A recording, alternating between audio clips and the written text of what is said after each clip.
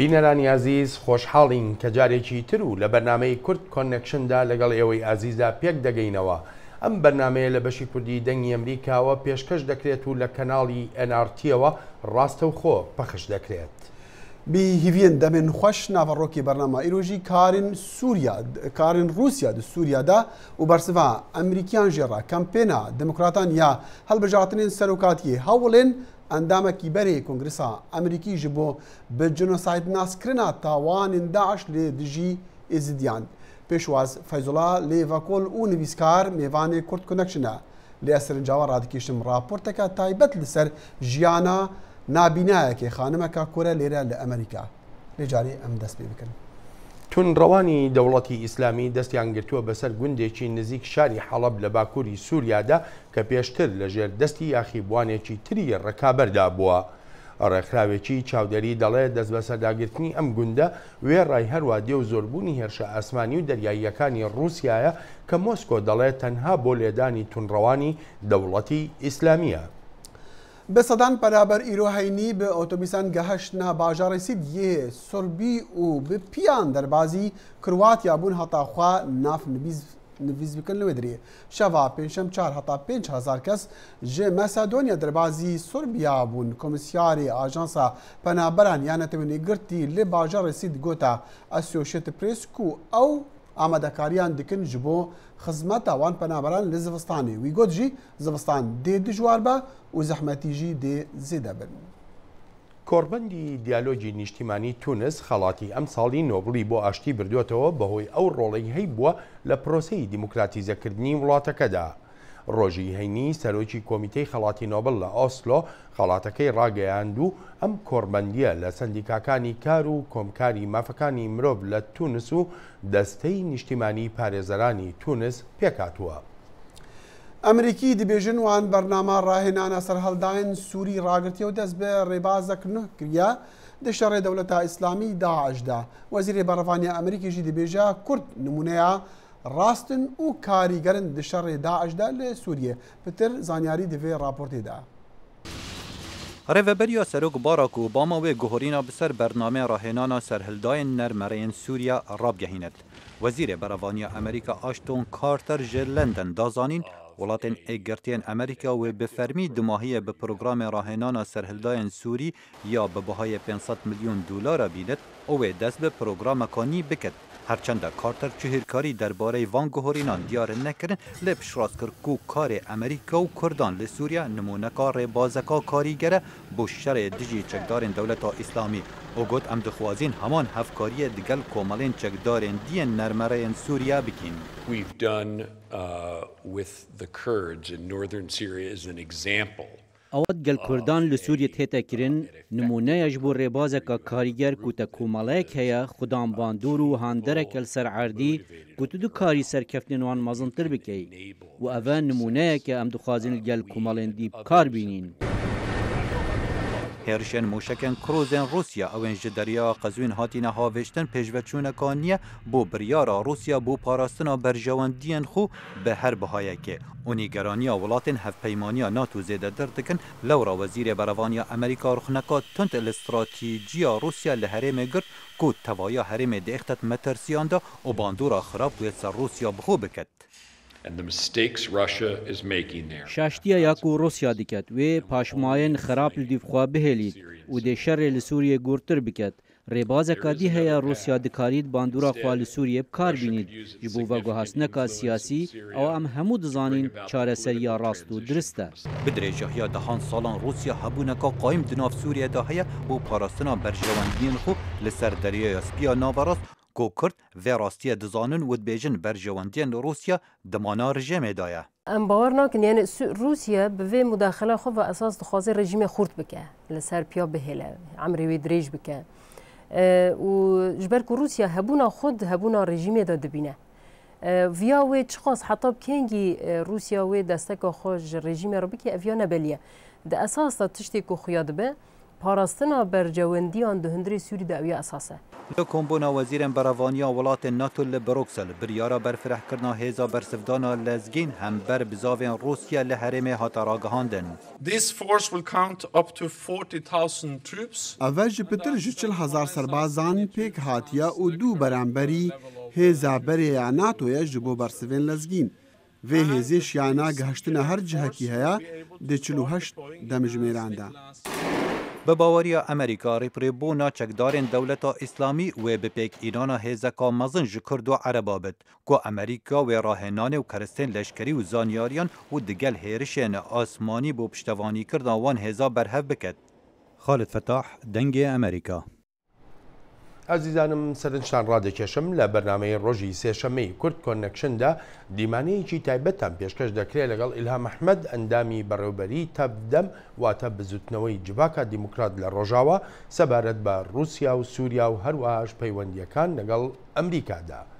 خۆشەویستانم لەگەڵ هەروە دێ و قوڵبوونەوەی زیاتری دەستەبوونی رووسیا لە سووریادا و وەگا کامێکیش بۆ هێرشە ئاسمانیەکانی مۆسکۆ لەو وڵاتەدا ئایا پەیوەندیەکانی نێوان وڵاتە یەکگرتوەکانی ئەمریکا و رووسیا بەکوێ دەگات؟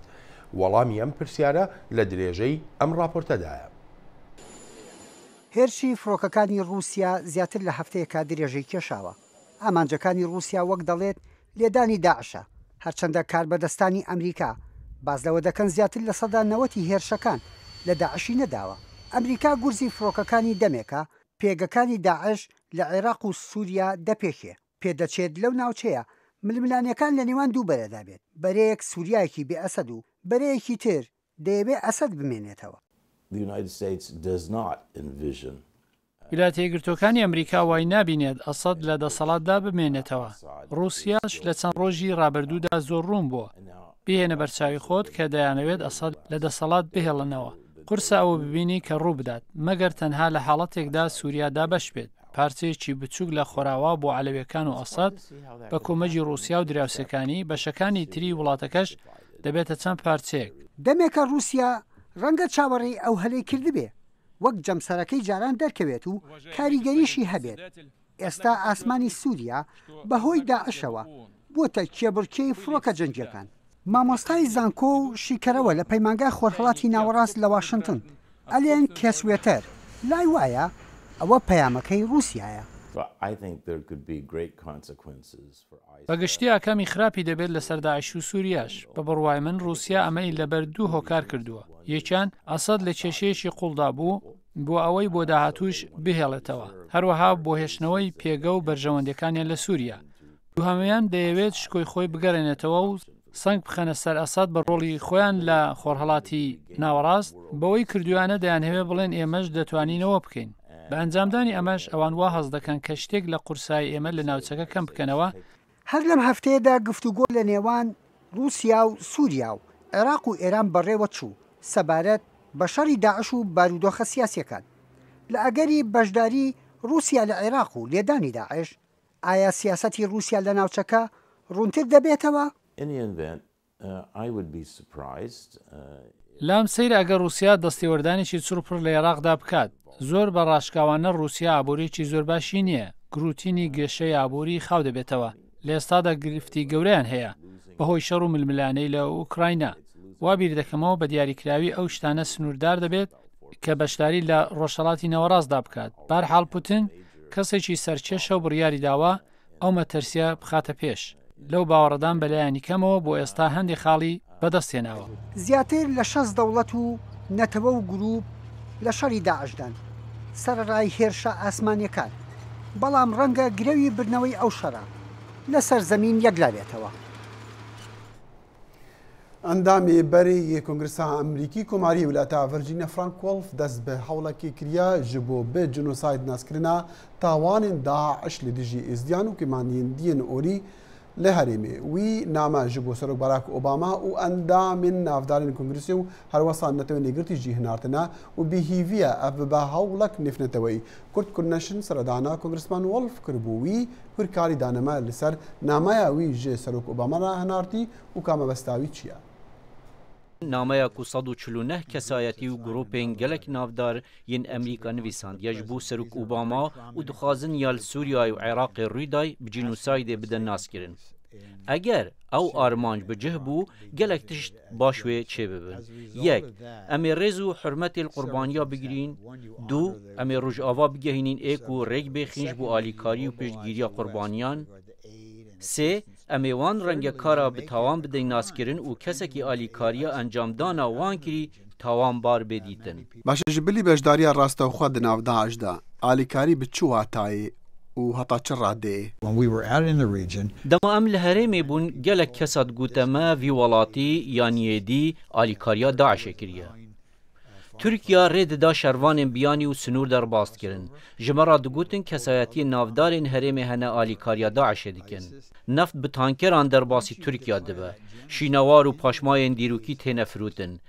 Eger hate pejirandin ku karê Daişê cînosayîd e, her kesekî alîkariya Daişê kirbîtin dê tawanbar hête dîtin. Başa divê çi bêkirin heta hikûmeta Amerîkî netewê girtî yan jî welatên dî karê Daeş li dijî kêmaniyên olî li Iraqê bide naskirin weke cînosayd? The Congress should pass a resolution. The president should say it. Divêt Kongrêz biryarekî pesend bike. Divêt Serok Obama wê ham bide weke çawan Serok Bush gotî ya li Darfurê bûyî cînosayde û cîhanê nevêt ew dubare bibî. Grupekê me çû Darfurê û dema em vegeriyayîn me rapor da serokî û sekretêrê netewên ê girtî. Wî demî Kofi Annan wan ew weke cînosaydê da naskirin û wek encam Rojava û cîhan gihandin hev li dij kiryarên Serok Umar el-Beşîr li Darfurê. Divêt em pênasînê bikeyin ku ya li Iraq û Sûriya rû dide cînosayde. Cînosayde li dijî Kristyanan, cînosayde li dijî êzidiyan, ewa li dijî kiçên êzidî bûy û dibît nîşana cînosaydê ye. Cînosayde li dijî Şîeyan, Turkmanan, lê divêtin em wê binav bikeyin û eger me neşya ruhnî binav bikeyin, cîhan wê gavê neşe çi pêngavan bavêje. Kongressman Wolf we ew namanivîsan piştî kombûnê digel xanimeka êzdî ku li cem endamekî milîtanên Daişî Amerîkî weka kola hatû bigurtin û bikardînan we hest bi çi dikir dema we guhdariya çîroka wê xanimê dikir? Ewa min bihîstî berdewamiya wan çîrokan bû yê me pêşwext guh lê bûyn. Dema em li herêma Kurdistanê bûyn û li dihûkê em digel çend xanimên nûgehên êzidî ku şnû hatbûn girtin axiftin. Cudahiya çîroka vê kiçê ew e kesê ew kirî û kiriye kola Daişek Amerîkî bû. Pitir ji 200 Amerîkiyan hewl daye biçine nav rêzên Daişê. Hindek ji wan serketine. Lewan ez bawer dikim divêt rojava serederiyê digel vê pirsê biketin. Êk tişt heye em bikarin alîkariya van xanimên êzidî bikeyin ew jî ew e divêt em bernama danîn û cihên bi ewle ji wan ra dabîn bikeyin. Alîkariya derûnî ji wan ra bikeyin. Çinkî hêşta cîhanê karek rast û dirist nekiriye. Hêşta jimarek mezina kiçên nûgehên êzidî di destê Daişê dane. Maqey eva karî hikûmeta Amerîkiya yan yê Kongresî Amerîkiya kî dikare vî karî bike? The president could make it happen just like. Serok dikare. Wisa sanahî bike. Bê çi biryarên Kongresî? You could have the Agency for Bê çi biryarên Kongresî ew dikare alîkariya diravî bide komalên nêvneteweyî û yên li herêmê bê maytêkirina Kongresî. Kongressman Wolf em van rojan pêla penaberan bi hezaran penaberan ji rojhilata navîn dibînin û bi taybet jî kêmaniyên olî yên Iraqê û Sûriya. Pirsiyar ev divê Amerîka çi bike û çi berpirsyariya Amerîka heye ji bo parastina wan yan jî ji bo ragirtina wê pêla penaberan? You have to call this genocide. And until the West faces this, divêt tu wê binav bikî, divêt navê cînosaydê li ser wê jî danî. Heta rojava rastî vê pirsê dibe pêla penaberan dê berdewam be. Em niha dibînîn ev destpêk e. Jiyan li wê herêmê gelek bi zehmet e. Em dawiya Mesîhiyetê li wê derê dibînin. Her rojê hevde malbatên Mesîhiyan derdikevin. Iraq warê geşekirina wan bû, pêxember li wir bûne, niha paşmayên wan tên wêran kirin. Divêt rojava karekî pêdivî bike ji bo rawestandina vê karesatê. Eger na em ê pitir û pitir penaberan bibînin. Piştevaniya ve guhastina hineka ji wana dikî bo nav Amerîka? we are bringing some, but that doesn't solve the problem because we have barely begun to see the tip. ئەم هەنە کاشوان دئینین لێ ئەڤە پرزگرێکی چارەسەر ناکە چونکی ئەم ژنۆ سەرێ پێلا پەنابەریە دەبینین ملیونên دی دەردکەون و بڕێدانە هەر کەس لەوەر ji tirsa Daişê direve wê karî bi cinûsayê dê bide naskirin rojava amade bike û rêk bêxe netewên êgirtî bejdar bike û seredariyê gel bike rewş dê çareser bî. Okay, Congressman, thank you so much. You're certainly welcome. Thank you. خۆشەویستانم هاوکاتی نوێمین کۆبوونەوەی پێنجلایەنە سەرەکیەکەی هەرێمی کوردستانی عێراق بەسەدان هاوڵاتی لە بەردەم ئوتێلی شاری جوان لە سلێمانی وەک ناڕەزایی دەربڕین گرت بوونەوە بەرامبەر درێژەکێشانی کۆبوونەوەکان لەسەر پرسی پۆستی سەرۆکی هەرێم و ئەوەش کە لە هەرێم بە قەیرانی دارایی ناودێر دەکرێت. ئەم خۆپیشاندانانە توندوتیژی لێکەوتەوە و وەک ژیار محەممەد پامنێری دەنگی ئەمریکا لە راپۆرتەکەیدا ئاماژەی پێدەکا لە ئەنجامی ئەو توندوتیژیانە ژمارەیەک خەڵک بریندارن. بەسەدان هاوڵاتی شاری سلەیمانی و دەوروبەری دوێنێ پێنجشەممە دژی درێژەکێشانی کۆبوونەوەی پێنجقۆڵی لەسەر پرسی سەرۆکایەتی هەرێمی کوردستان و ڕژانە سەر شەقامەکان و دواتر توندوتیژی لە نێوان خۆپیشاندەران و هێزە ئەمنیەکان کەوتەوە بەو هۆیەوە حەڤە کەس لە هەردوو لا بریندار بوون. کۆبوونەتەوە داوا لەلایەنەکانی یەکەم بە بزوتنەوەی گۆڕانەوە یەکێتی نیشتیمانی و یەکگرتوو کۆمەڵەوە چیتر گاڵتە بە شعوری خەڵک نەکەن ئەم خەڵکەی لێرێ هەموو خەڵکی بە شەرەفی ئەم کوردستانەیە ئەم خەڵکەی لێرێ لە قەیراندا ئەم خەڵکەی لێرێ 4 مانگە موچەی وەرنەگرتووە کرێ چییە ئەم خەڵکەی لێرێ هەمووی خەڵکێکن پڕ لە ئازار و بریندار هەمووی ئەوەتانێ بە باخیرە جەنازەی گەنجێتەوە بۆ کوردستان داوا لەلایەنەکانی ئۆپۆزیسیۆنەکەی لە پێناوی سەر و خێڵێکە چیتر درێژە بەم کۆبوونەوانە نەدەن. خۆپیشاندانەکە دژی شاندی 5 حزبە کوردستانیەکە بوو کە لە هۆتێل شاری جوان لە سلەیمانی کۆبوونەوە و تێیدا خۆپیشاندەران شەقامەکانی دەوروبەری ئەو هۆتێلایاندا. کۆبوونەوەیمان هیچ هەچ کامێکمان سەر بە لایەنێکین و هیچ کامیشمان ئامادەنین لە لایەنەکان حزبەکانی خۆمانی قبول بین کە کۆبوونەوەی پێنجقۆڵی بکات. کورت و موختەسەر دەمانێت کۆبوونەوەکان ببێتە پەرلەمان و ئەم خەیرانانە هەمووی تەسلیم بە پەرلەمان بکرێت پەرلەمان مشوری ئەو خەڵکە بخوا ئەوان نوێنەری ڕاستەقینەی میلەت.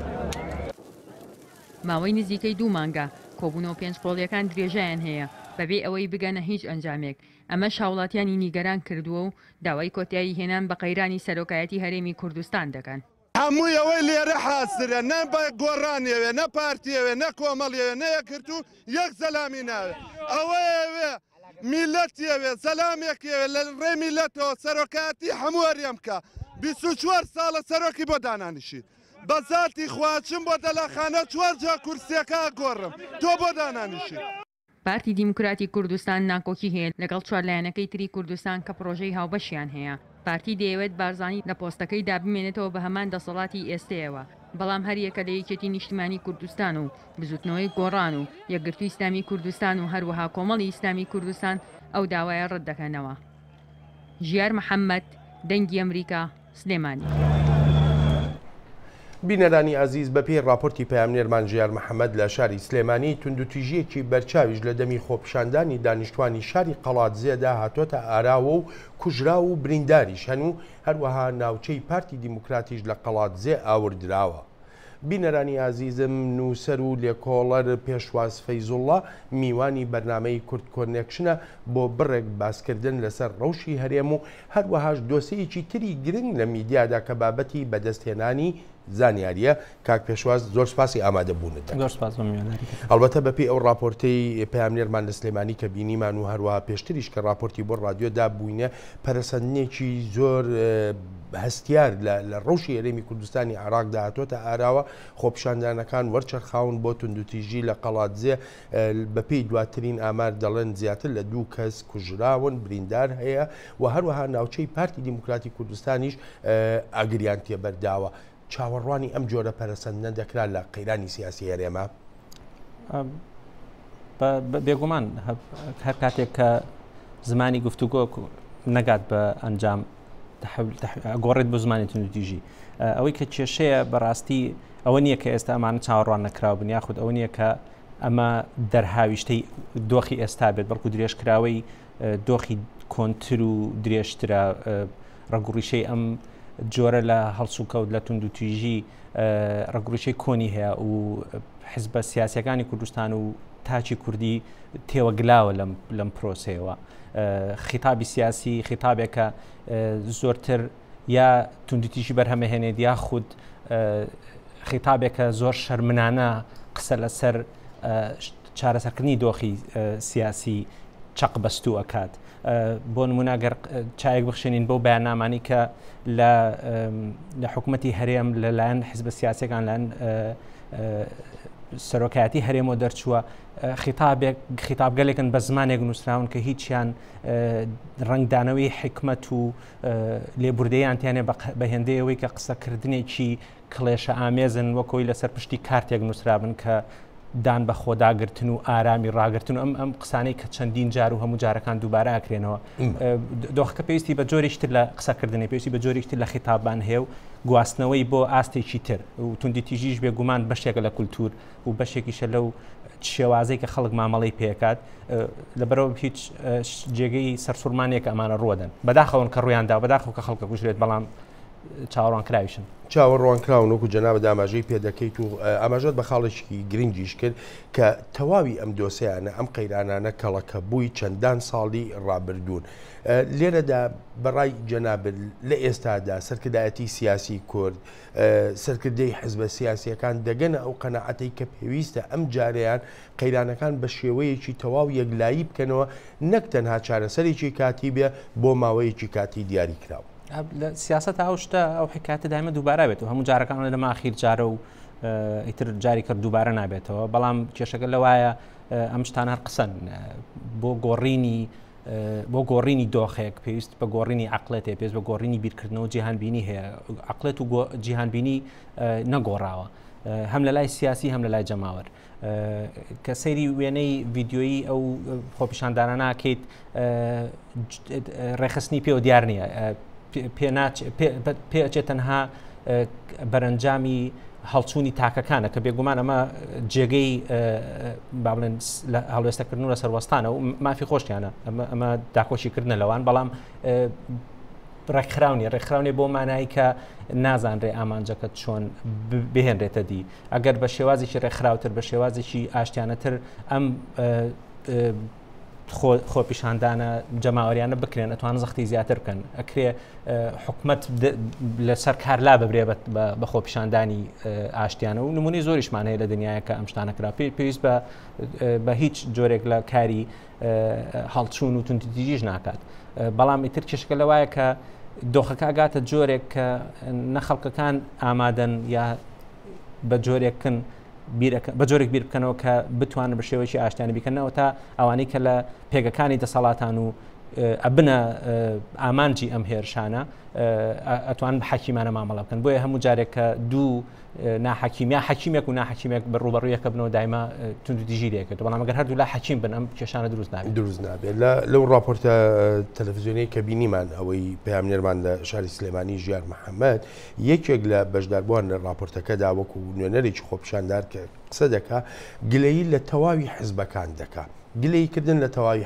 حزبەکان ئایا هەڵسەنگانێکی تەواوە یان نەبوونی زانیاریە لەسەر کۆبوونەوەکان و نازانرێت چ لایەک لەلایەنەکان نانێ بگەنە ئەوەی کە بە سازان ناودێریەکەن یەکێ لەو شەوت باوەڕیانی کە لەلاو کولتوری کوردی ئێستا زۆر باوە هەموو کەس دووبارەیەکاتەوەی شەوەیە کە وا قسە لەسەر حیزبەکرێوەکوی حزب لە فەزاوە هات بێتە خوارەوە حزب بەشێکە لە میلەت ئەوانەی کە قساکەن یا کە ئەچنە سەرجادەیە هەموو شتەکانی کە لە ناو کۆمەڵاکرێت هەمیان بە شێوێک لە شێوەکانی ئەندامی حزبن یاخود لایەنگر و دۆستی حیزبەکانن حزب جیاکراوە نییە لە خەڵک ئەم هەڵوێستەی کە گلەی لە حیزب بکرێت هەستەکەم کوردبینیەکی تایە لەبەرەوەی هەموو ئەم دوانە تێکەڵن و زۆرێک لەو خەڵکانی کە ناڕەزاییان هەیە بە شێوێک لە شێوەکان تێوەگلاون یا بەشێکن لەو تیارە حیزبیانی کە هەند بە هەموو ڕنگ و ئاڵا و بیرکردنەوە سیاسەکانیانەوە بە بڕوای من کێشەکە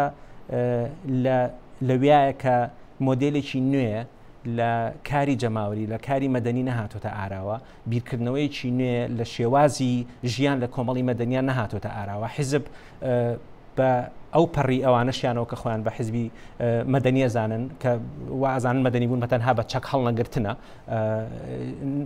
مەدەنی بوون بەوە نیە مەدەنی بوون بۆیە کە تۆ خیتابێکت هەبێ ئاراستەیەک لە ئیشکردنت هەبێ کە کار لەسەر تاچی وشیار بکات نەک تاچێک کە بور و ژێنرێت ئەوەی کە لە میدیاکان ئایبینین بۆ نمونە دوو جۆر لە دابەشبوون هەیە و هەموو کوردستانیش تقریبان دابەش بووە بەسەر دوو بەریا بە بەردەوامی بەرەیەکیان ئەکرێ بە دوژمن و بەرەیەکیان ئەکرێ بە دۆست بەپێی ئەوەی کە لەکوێ ئاوەستیت لەو هاوکێشەیە هەموو ئیشەکانیش کە میدیاکانیش کە پەیوەستن بەوانەوەی کەنەوەیە کە وەکو چۆنی بنزینەکەن بە ئاگری ئەو تووڕەیە کە خەڵکێتی خەڵک لەسەر حەقەکە تووڕەیە بەڵام بنزینکردن بەو ئاگرەیە لە خزمەتی هیچ لایەنەکانی و ئەم کارانەشی لێکەوە کە لێکەوتوتەوە میدیاکان چەند دەستیان بە زانیاری ڕادەگا بە تایبەتی بە خۆ دەزانی یاسایەکەی لە هەرێمی کوردستانی عێراقا یاسای مافی بەدەستێنانی زانیاریە ئەو یاسایە لە بەرژەوەندی میدیاکانە کە بتوانن ڕایەکی دروست گونجاو دروستکەن بیدەن بە خوێنەر بە بینەر بە بیستەریان ئەسڵەن ئامانجی هاتنەکەم بۆ ئەم بەرنامەکەتان بۆ قسە بکەین لەسەر ئەو یاسایە و قسە بکەین لەسەر ئەو پرۆژەی کە من هەمەوەکو ڕێکخراوی کوردی بۆ میدیا و زانست کە لە مانگەکانی 11 لە سلێمانی و هەولێر لە هەولێر و سلێمانی یەکەم جار لە هەولێر دوای لە سلێمانی چەند وەرکشۆپێکین بۆ کارمەندی حکومەت و بۆ میدیاکاران و هەروەها چالاکوانانی بواری کۆمەڵی مەدەنی بۆ ئاشناکردنی خەڵک بەو یاسایە تەمان یاساکە بەڵێ لە ساڵی 2013 دەرچووە بەڵام سستیەک هەیە لە کارپێکردنیە جۆرێک لە لێک تێنەگەیشتن هەیە لە نێوان وردەکاریەکانی جێبەجێکردنی یاساکە لە نێوان لایانی حکومەت پەیوەندی حکومەت بەوانەی کە داوای زانیاریەکەن کە زۆربیان ڕۆژنامە نووسانن ئەم کێشانە جۆرێک لە بربەستیان دروست کردووە لە بەردەم هێنانەدی ئامانجە سەرچەکەی یاساکە ئامانجی سەرچی ئەوەیە کە وەکوی کە یاساکە خۆیان هاتووە باز لەوەکە کە ئەمانە هەنگاوێک بن بۆ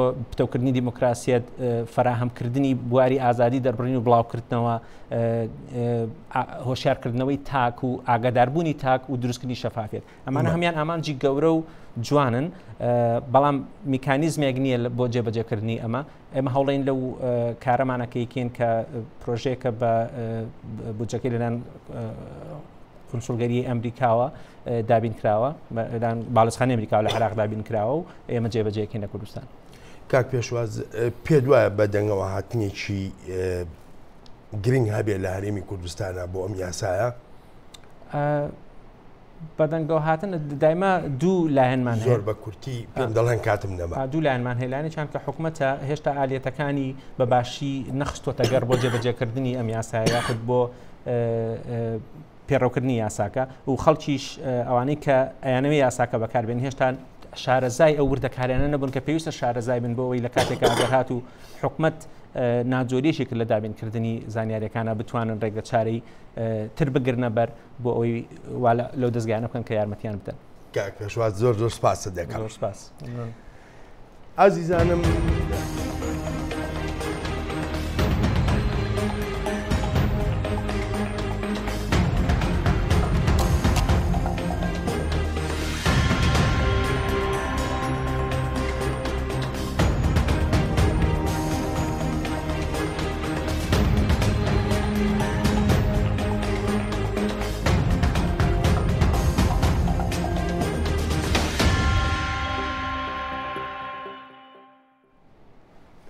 خۆشەویستان لە دەمێکدا هێرشە ئاسمانیەکانی رووسیا لە ناو سووریایی بە شەڕوێرانبوودا بوونەتە سەردێڕی هەواڵەکان لە جیهاندا جارێکی تریش بەڕێوەبەرایەتیەکەی سەرۆک ئۆباما دەکەوێتەوە بەرڕەخنە سەبارەت بەوەی بۆچی هەنگاوەکانی براک ئۆباما بەکاوە خۆبوون لەسەر و سەوداکردندا لەگەڵ قەیرانی سووریادا.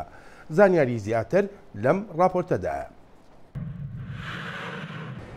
کاتێک رووسیا موشکەکانی ئاڕاستەی ئاسمانی سووریا کرد سەرکردە کۆماریەکانیش ئەم هەفتەیە دژی سەرۆک ئۆباما هاتنە دەنگ. چەندەها جار داوامان کردووە کۆتایی بەم جەنگی دژە تیرۆرە بێت و هەروەها ئەو ئامرازانی بەکاری دێنین وەلاوە بنین بە دانانی ئاستەگەلێکی ناتەندروست لە متمانە بەو ڕێکخراوە نێو دەوڵەتیانەی کە لێپرسینەوەیان لەگەڵدا ناکرێت. سیاسەتی دەرەوەی سەرۆک کە دەکرا پێشبینی بکرایە کاریگەر نەبووە. میچ ماکۆنێڵ ڕێبەری زۆرینە لە ئەنجومەنی سیناتۆرەکان دەڵێت هێزەکانی وەک رووسیا و چین و ئێران پێکڕا هەمان پاشەکشەی ئەمریکا دەقۆزنەوە لە هەوڵیاندا بۆ جێبەجێکردنی هەژمونی ناوچەیی و خەونی ئیمپراتۆریان. ئۆباما ئەم ڕخنانە هەڵدایاتە لاوە و دەڵێت خەڵک بە دوای وەڵامێکی زۆر هەرزاندا دەگەڕێت بۆ گرفتێکی گەورە و کێشەیەکی ئاڵۆز ئاماژە بۆ وانانە دەدات کە لە شەڕەکانی ئەفغانستان و عێراقەوە لیان فێر بووە. کاتێک لەسەر ئاستی دەستێوەردانی سەربازی بڕیار دەدەم کە ئێمە ئامادەین بەشداری بکەین لە سووریادا بەو پێیە دەبێت بڕیارێک دەربکەم کە شتێکم دەست پێ کرد دەبێت کوتایی پێ بهێنم. ئەمە سەرۆک ئۆباما کلاسیکەکەیە. ستیڤن وین لە زانکۆی جۆرجتاون دەڵێت کەسێکی ژێرمەند زانیاریەکان دەیجوڵێنن کە بە وریاییەوە لە ناو بابەتەکاندا بیر دەکاتەوە. لەبەرەوە بە ئاگایی بوونەوە هەنگاو دەنێت بە ئاگایی واتە لە بڕی ئەوەی بە خێرای ئەنجامی بدات بە کاوەخۆ بۆی دەچێت ئەمە سروشتی ئەم پیاوەیە. وین دەڵێت لە کاتێکدا لەوانەیە ڕۆژەڵاتی ناوەڕاست بکەوتایەتە بارودۆخێکی خراپترەوە کە ئێستاکە تێککەوتووە لەو کاتەوەی کە ئۆباما دەسڵاتی گرتوۆتە دەست نابێت لۆمەی سەرۆک بکەین کە وەک شکست دێتە بەرچاو لە سووریا.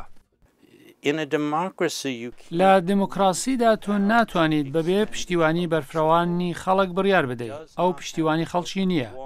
ئەو لێدوانی سەبارەت بە چەکی کیمیایی لە سووریادا کە تی ئێمە خەریکین بردومانی بکەین. دواتر چاوی لە ڕای گشتی کرد کە پشتیوانی بۆ وەڵامی سەربازی تێدا نەبوو. پرۆفیسۆر ماتیۆ داڵێک لە زانکۆی جۆرج واشنگتۆن هاوبەریەک دەکات لە نێوان ئۆباماوس کە سەرۆکی پێشوو بیل کلینتۆندا کە ڕوبەڕووی ڕخنە بۆ لەبەرەوەی کە بە شێوەیەکی خێرا و یەکلایکەرەوە کۆتایی نەهێنا بە دڕندەی سربەکان لە کۆسۆڤۆ لە کۆتایی ساڵانی 90ەکاندا. ئەو ئۆپەراسیۆنە سەربازیە ئاسمانیەوە ئەژمار دەکرا کە سەرکەوتوو بووە هەرچەندە بۆ چەندین ساڵ رخنەگرەکانی دایانوت کە ئەو شتی زۆر کەمی کردووە یان هیچی نەکردووە یان هەر کاریگەری نەبووە. سەبارەت بە هەر کام لە بڵاوبوونەوەی ڤایرۆسی ئیبۆلا لە ڕۆژئاوای ئەفریقا یان توندڕەوەکانی داعش لە ڕۆژەڵاتی ناوەڕاست شیکراوەکان دەڵێن لە کۆتاییدا وەڵامی سەرۆک بۆ قەیرانەکان لە کۆی ئەو پاڵنەرە جۆراوجۆرانەوە هاتووە وەک ڕووماڵی میدیایی و پشتیوانی ڕایگشتی بۆ جێبەجێکردنی داخۆ ئەم مەسەلەیە چەند گرنگە لە لای فەرماندەی گشتی هێزە چەکدارەکان. ئاسۆ جەبار دەنگی ئەمریکا.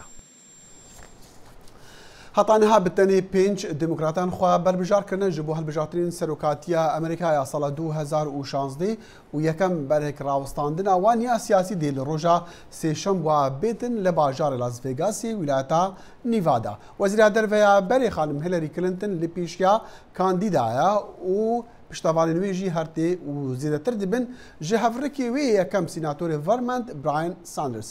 جارە یەکیە خانم کلینتن جوداهی دەگەل سەرۆک باراک ئۆبامە هەبە ji demê xwe helbijar yan ji demê ji bo serokatiyê xwe berbijار kirî. Ew cudahî jî li ser bazirganiya bi ser Atlantik raya digel welatên ser Oqyanusê Atlantik. هیلاری کلینتن لە پێشەنگدایە چاوەڕوانی پشتیوانی دەنگدەرانی نیو هامشایرە و سۆزێکی بێوێنە سەبارەت بە کۆنتترۆلی چەک نیشان دەدات.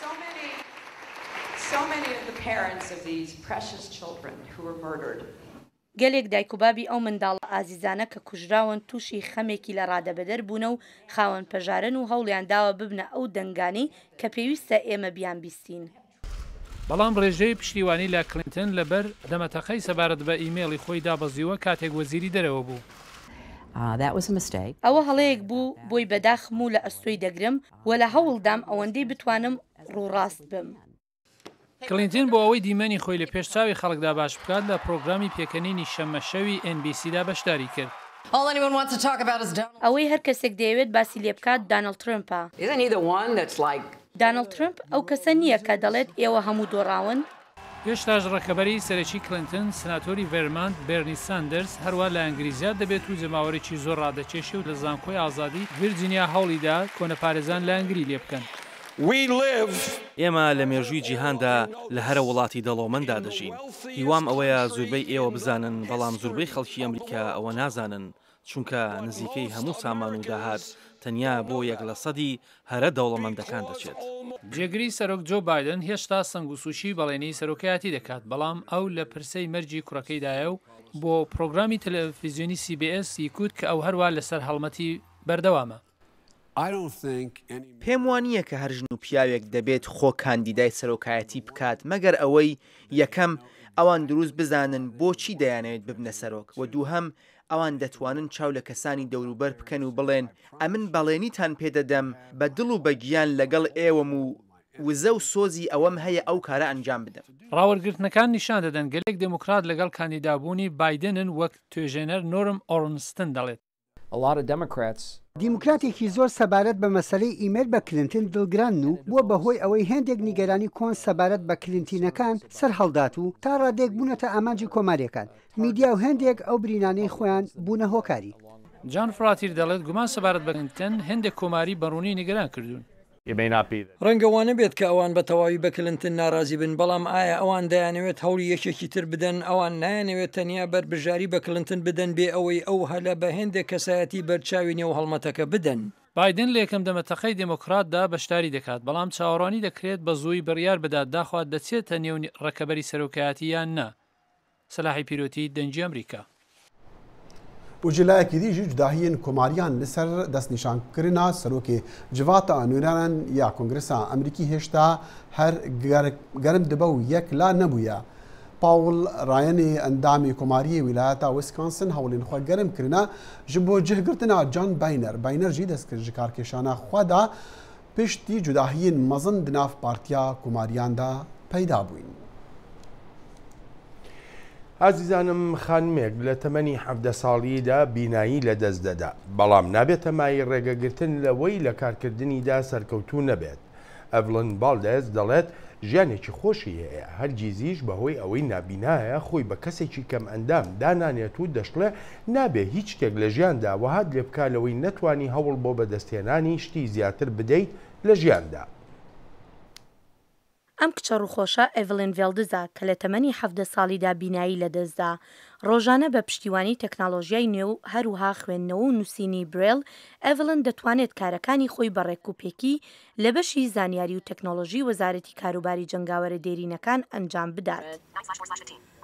هەرچەندە دەڵێت سەرەتا سەخت بوو بۆی. پێم وابێت لە هەر ساتێکی ژیانتدا کە شتێک ڕوو بدات بۆ هەمیشە ژیانت بگۆڕێت کاتت پێدەوێت تا لەگەڵیدا ڕابێت و قوبوڵی بکەیت ئەوە ڕووی داوە. بۆ منیش هێندێک کاتی پێچوو، بەڵام کاتێک تێگەیشتم هیچ دەربارەی من نەگۆڕاوە، من هەر هەمان ئەڤلینم تێگەیشتم من ئەوها دەبم بۆ هەموو ژیانم. ئەو کەسانەی کە دایان ناسم ئەگەر هاوڕێم بن ئاوا بەم شێوەیەش پەسەندم دەکەن، ئەگەر نا ئەوە خەڵکی تر زۆرن کە لەگەڵیاندا ژیان دەست پێ بکەم. ئەڤلن نەیهێشتووە بینایی ببێت بە کۆست بۆ ژیانی ڕۆژانەی. ئەو زۆر گرنگی بە تەندروستی دەدات، وەک خۆی دەڵێت هەفتەی 5 ڕۆژ وەرزش دەکات و ڕاهێنەرەکەی زۆر هاوکاری دەکات.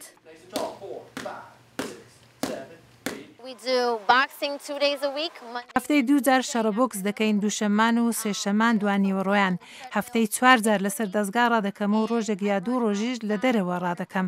هەفتەی ڕۆژێکیش کلاسی خولانەوە بۆ کەمەرم هەیە و هەفتەی ڕۆژێکیش دەسمە کلاسی مەشق و ڕاهێنان. جا بەرنامەکانم زۆر چڕن کات بە فیرۆ نادەم. ئەڤلن زەوقێکی زۆر جوانیشی هەیە بۆ ڕێکخستنی شتومەکەکانی و هەروەها گرنگی بە جوانی جلوبەرگیشی دەدات. چێژ لەوە دەبینێت کە ڕەنگی کراوە و جوان لەبەر بکات، هەرچەندە لە بازاڕەکاندا دەبێت داوای یارمەتی بکات. زۆر حەزم بە جلوبەر پێڵاو و مت و مورووە.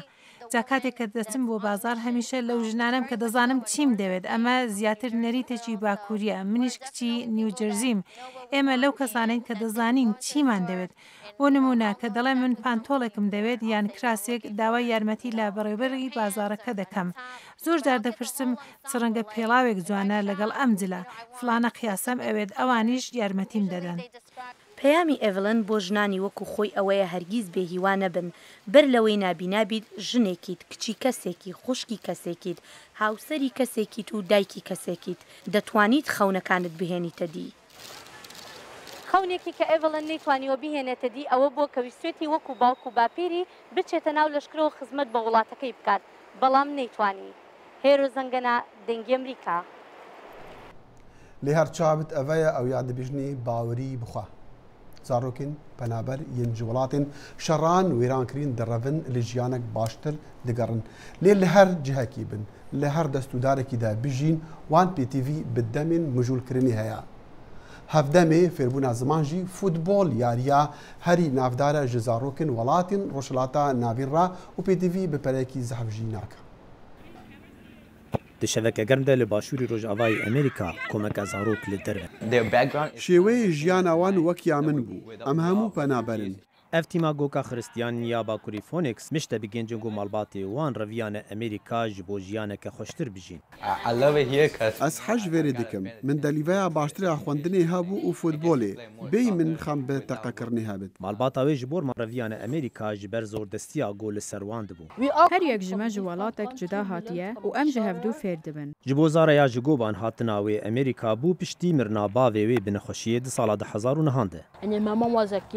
دایکام جمن راگوت کو دوی ام بین امریکا جبر کو گلک درفت لیهنه. هینا جزارا وند بیجن فربونا جیانا امریکی نه آسانه. دما از دچم خوندنگاهی و خلکی نو دبینم جارایکی او بدرستی رزل من ناگرن. انگلیزی نه زمانه مبو. بو من پیوندی و آخفتنا دگل خلکی زحمت بو. ولور گرینگیا تیما گوکت. ام چه جاری جزارو که کیرانا بیجن کو او نکاره بلیزه جبر کو پریویت نه. تیم پیلاوا دوان اپریتو مارکرنا وان ده یا گو دگه جسی $1000 د ساله ده. گو سروک تیمی او هن خیرخوازیدن جدر وی تیمی ددن. هر روساجی ریاچونو هاتنا وان جدد. اگر امان حل نگرین و بگهینین او ناگه نویره گهاندن آوان دو دمج میراوت کشد و هم دخوازین وی کاری بکین و هم دکین بیوی گاوی گلک جزارو کان نکارن بشداری چالاکیان ببن تیم فوتبال گلک جمرا گرینگ بو او آلیکاریا من دکا دگل وی جهانی بگنجیم. دماوان دی تیمی ده بسینوره. به تمنی 18 سالی بداوی دبه. لی او فری لسکی دبن و زیرک دبن. افگنجین گل در وی امریکا بونه. و کاربن جی خود نافگوکا امریکی ده بگرن و جیانا خواهد درست بکن. لقمان احمد دنگی امریکا.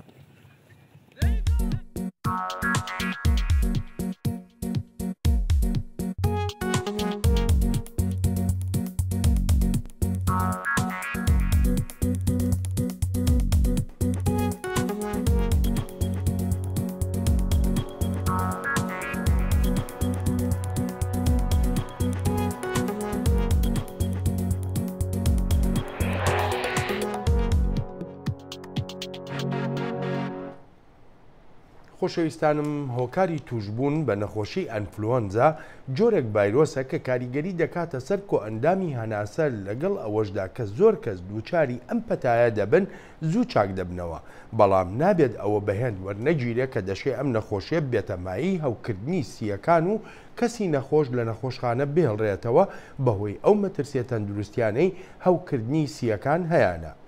ئایا خۆپاراستن لە نەخۆشی ئەنفلۆنزا دەبێتە مای ڕێگەگرتن لە توشبوون بە هەوکردنی سیەکان؟ ئازیزانم وەڵامی ئەم پرسیارە لەم راپۆرتەدایە. مەژە شارەزاین ساخلەمەیە یەن ئەمریکی ئن هەری بلند پرسی کە خەمە وانیا یەکەم چییە؟ وان ئەفگوت. ئینفلۆنزا مەزنترین مەترسینا فەر یا گۆڕاستی جیهانێ ببوو ببیرتینە. حتی کل ساله که دا انفلوئنزا لیکیمه او دیسا بهیزه به صدان هزار کس لسرانسری جیهانه به انفلوئنزا دمرن او د ساله که خراب یا انفلوئنزا ده وی به میلیونان کس بیکن سنترا کنترل کردن نخوشیان آنکو سنترز فور دیزیز کنترل ده زانین که هر سال لامریکا بهتر جدو 100,000 کس دکون نخوشخانه به نخوشی انگریدای به انفلوئنزا و نمونیا یک جنخوشی هری تندن ینگریدای به انفلوئنزا و لکولی نکانو لسر هزاران نخوش نمونیا هاتا کرن اون لدمن 3 ورزن ساله کتن نخوشخانه. نزدیکی 600 جنخوش نمونیا جا اگرا توشبونا انفلوئنزایه. لکولی نران هر وسا پیدا چو نکر لسر وان نخوشن به نمونیا ینگو درزی یان واکسینا انفلوئنزا استانده بو. او کسن واکسینا انفلوئنزا استاندیه کمتر دچن نخوش خانه جوان کسن نستاندنا. لیکولی نران دید که واکسین کمتر کار دکه جبو کسن تمن مزن و جبو وان کسن سیستم وان یا خوب پرستنه لاوازه. دیار دکا که واکسین پتر لسر زارو کانو کسن جیر 65 سالی کار دکه. جبر که واکسین نصدی صد کار دکه دکتر دبیجن که دوی مروف پاقش به دستن خواه لکی بشون و جن نخوشن به انفلوئنزا دور کون. Evlekolin, the Journal of the American Medical Association da hata balav kirin. Ravindowski, دنگ امریکا. جبابتن سالمی برف هنر و بریج اوف سپایس فیلمینو هی ستیون سپیلبرگ کو هریس خاندان وی پیدا چونا بلز لسر فیلمی وی نورادکا. They got our guy, our spy pilot. پارێزەرێ ji بڕۆ Brooklyn James Donovan ku Tom Hanks rola wî dibîne dikeve nav şerê sar demê jê tê xastin danûstandinê bike ji bo azadkirina Francis Gehry. Firokevanê ku demê şerê Sovyetê firoka wî ya sîxurtiyê hat bixistin û ew jî hat bû destgîrkirin. ژیانا کاراکترê min yê film di metirsiyê de bû heta kesekî teqe li mala wî kir. Li wê demê gelek tirs û xemsarî hebû. Ew wekû xayîn dihate dîtin ji ber ku wî kesek ji qanûnê diparast. Wî hizir dikir wekû mirov ev erkî wî ye.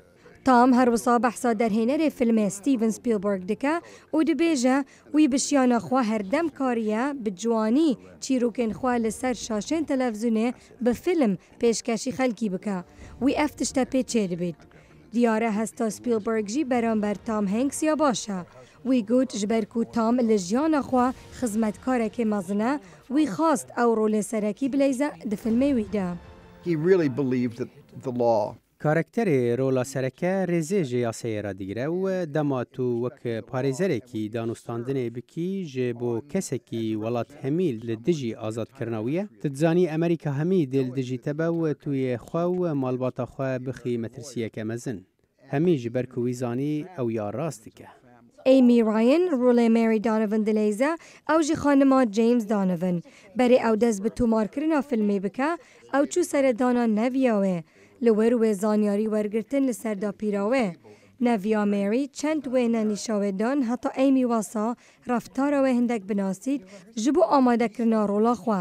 Wê got wasa da rola wê pitir rastî diyar bike. Demê Steven Spielberg telefona me kir û ji min pirsî ka tu vî rolî çawa dibîne, ez gelekî kêfxweş bûm.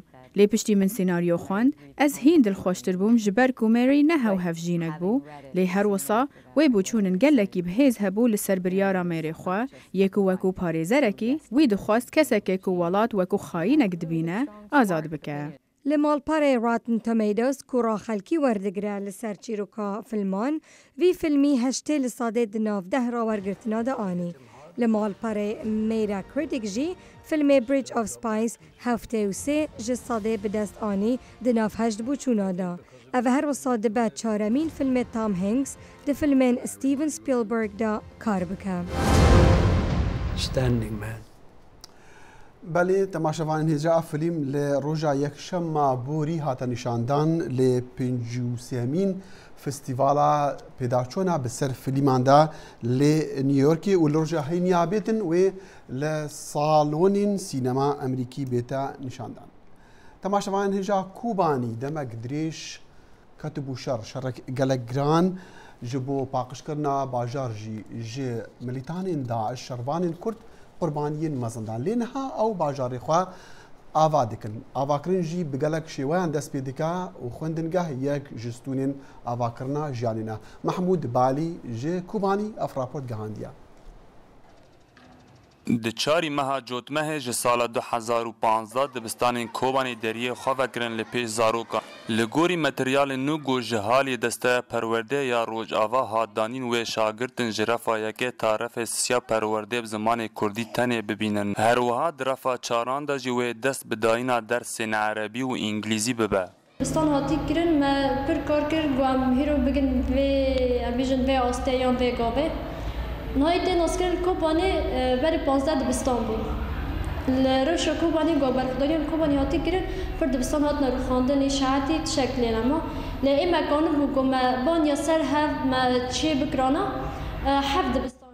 پشتی گزاروکن کوبانی دمک دریج دبستانا قطبون و دجواریا کوشبری جیان کرن به دست پیکا سالا نورا زاروکن کوبانی به جوش کی مزن بری خدان دبستانا و چند و گریان جمعات نهند آوالا خا ام دخونن نش هفرا دلیزنا ام پکیف خاش ایثال گیف ددینا اگه کیف خواب بابد خاشن کیف خواب منهاج خاشن کیف خواب دبستان خاشن کیف خواب و گری کوبانی خاشن تانها بیتری 7000 زاروک هاتن تومارکرین لدبستان باجار کوبانی تاوی گندا و تومارکرین هین دوام دکه هنا كيف درنجي زاروك تنا قيد كرن يعني أبيج قصرتيوان جراجا قد شابا قد شناوينا جراجا هنا كيف درنجي دكابة اللي قيد كرنا ونا بردوامه حالی مامستان دا حتی نه نیزی نه تام پیست مامستا لی نیزی کی مامستا ما بین أبيج 405 و 5 مامستا معیار کلیه تەوی شەرت و مەرجین زەحمەت دبستانین کۆبانی دەریێ خۆل پیشیا شاگرتاڤە دکن و هێڤیا وان شاگرتان ژیانەکە خوۆش و گەشە. پشتی دەمەکە درێژ گۆزارۆکن کۆبانێژی دبستانی خودین و ڕەو شازۆر و زەحمەتێ لە غۆربەتێ کشاندن. بە دەستپێکە ساڵان نو زارۆکن کۆبانێ ڤەتگەرنە دبستانین خۆ و لیستۆکێ خۆ بە هەڤالێ خوارە. محمود باڵی دەنگێ ئەمریکا کۆبانێ. و بێویا شەو و ڕۆژن خۆشوەتا ڕۆژە سێشەم خدا حافظ.